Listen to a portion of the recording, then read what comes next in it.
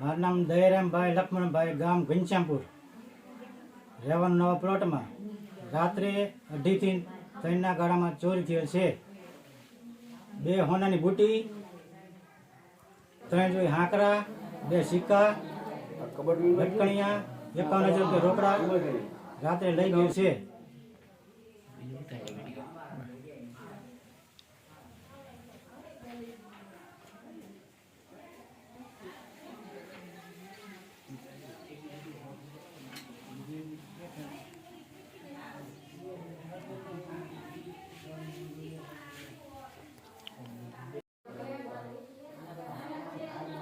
કબડ વીમાઈ છે ને?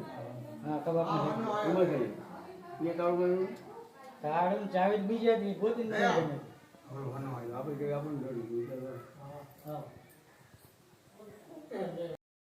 હળવદનો ધબકાર,